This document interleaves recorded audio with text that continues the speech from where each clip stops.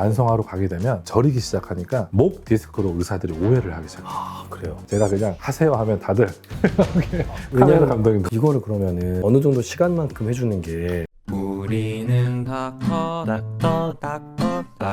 프렌즈. 안녕하세요 안녕하십니까. 헬프 여러분. 오늘은 제가 목 통증 있으신 헬프님들께 정말 좋은 정보 좀 드리고 싶어서 낭만닥터스의 선생님을 모시고 안녕하세요. 낭만닥터스의 정형외과 전문의 이태훈입니다. 오셔서 감사하고요.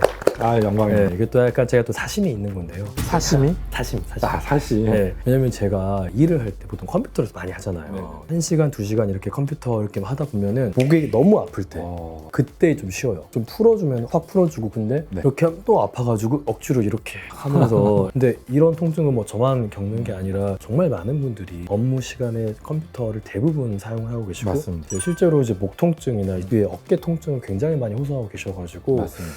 어떻게 하면은 우리가 좀 이런 통증 없이 좀 일을 할 수 있을까, 그리고 어떤 습관을 제가 드리면 좋을지 궁금해서 네. 모셨습니다. 일단은 현대병이죠, 현대병. 네. 정말 목이랑 등 쪽, 그다음에 승모근 통증 많이 호소하세요. 그리고 이제 또 하나가 스마트폰, 휴대폰 보고 있으니까 네. 빠져들다 보면 또 집중하다 네. 보면 이렇게 되는데, 목과 승모근이 처음에는 근육이 구축이 오면서 아프는 게 맞긴 맞아요. 구축이라는 게 긴장하고 그렇죠. 막 이렇게 움츠러드니까 네, 우리 통증이 있는. 네, 처음에는 트리거 포인트라고 해서 통증 유발점만 아픈데 점점 심해지면 근막의 띠를 따라서 쫙 펼치면서 아프는 게 담이라고도 표현하고 근근막 통증 증후라고 정형외과에서는 표현을 하는데, 네네. 신기한 게 이게 계속 오래되다 보면 저리기 시작해요.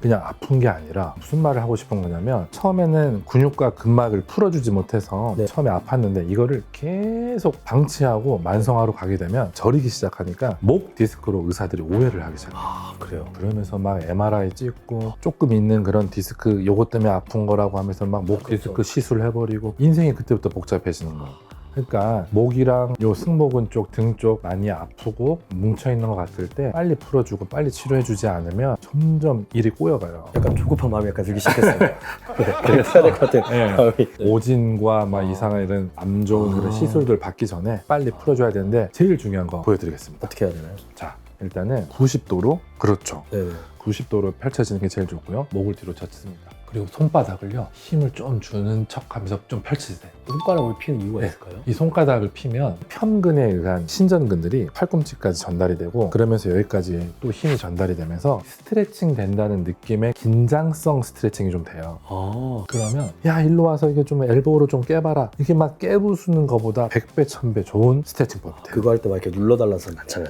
마사지 그게 해라. 해줄 때 막 풀어지니까 기분은 좋은데 절대 하면 안 돼요. 아, 그래요? 팔꿈치로 너무 세게 누르면 통증 유발점에서 염증이 더 생겨서 더 붓습니다. 이렇게 마사지 해주는 거예요? 아주 살살 하는 것까지는 오케이. 근데 아. 세게 막 이렇게 누르는 건 네. 절대 금물. 그래서 그런 분들은 팔 쫙 펼치고 90도로 아. 이렇게 하고 아 하면서 소리까지 내주면 더 좋고요. 이 어깨도 뒤로 확 당겨줘야 되나요? 네, 어깨도 뒤로. 아.